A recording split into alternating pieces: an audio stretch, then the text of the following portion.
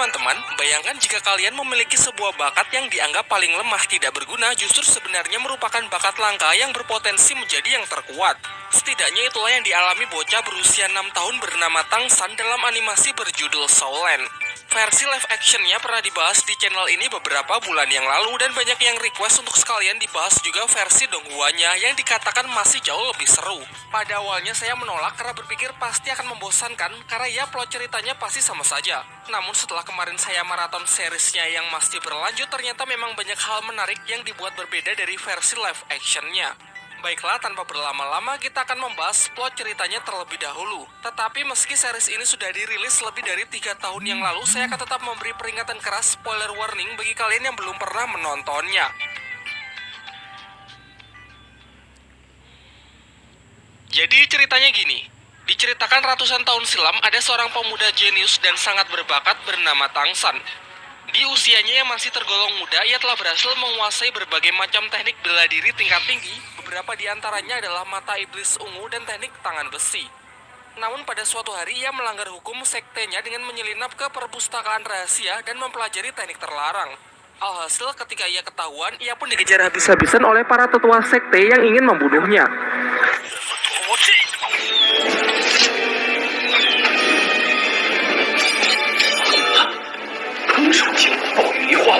Dari menyusuri hutan hingga tiba di sebuah tebing curam yang disebut sebagai lembah iblis.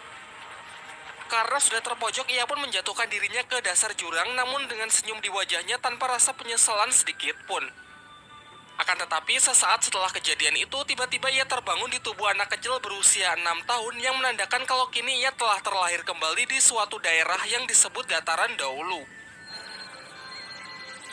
Tangsan kecil tinggal di sebuah desa bernama Desa Roh Mulia bersama sang ayah seorang pandai besi yang terlihat kusam dan suka mabuk-mabukan. Dalam kesehariannya, Tangsanlah yang bertindak mengurus rumah serta menyiapkan makanan. Diceritakan bahwa anak-anak yang sudah menginjak usia 6 tahun akan dikumpulkan oleh sang kepala desa untuk menguji apakah mereka memiliki kekuatan roh pelindung atau tidak.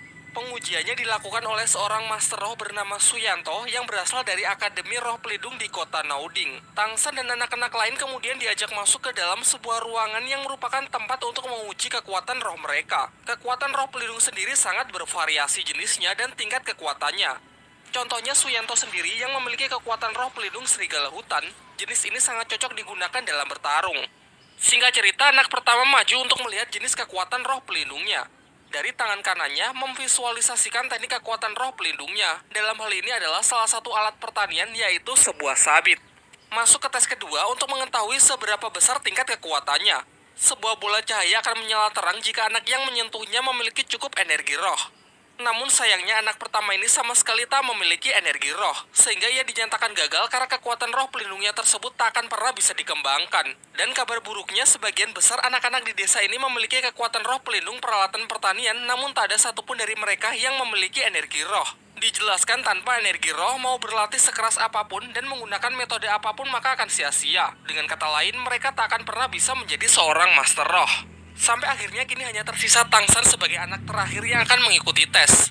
Dari tangan kanannya, ia menunjukkan jenis roh pelindung yang berbeda dari anak-anak lain, yakni rumput biru perak. Tapi anehnya di saat yang bersamaan, ia juga membangkitkan roh pelindung lain di tangan kiri berwujud sebuah palu. Namun ia lebih memilih menyembunyikannya dan hanya menunjukkan roh pelindung di tangan kanannya saja. Sayangnya Suyanto malah mengatakan kalau rumput biru perak adalah jenis roh pelindung yang jauh lebih tidak berguna daripada alat pertanian. Oleh karena itu, Suyanto enggan melanjutkan Tangsan ke tahap kedua karena sudah pesimis kalau Tangsan tak akan punya energi roh dengan jenis roh pelindung selemah itu. Akan tetapi, Tangsan tetap bersikeras agar diizinkan untuk mencobanya terlebih dahulu. Dan benar saja, saat Tangsan menyentuh bola bercahaya itu, seketika sinar yang menyilaukan menerangi seluruh ruangan yang menandakan kalau Tangsan memiliki energi roh tingkat tinggi. Meskipun bisa dikatakan spesial, namun sang master roh masih pesimis mengingat roh pelindung rumput biru perak memang benar-benar lemah dan tak pernah ada sejarah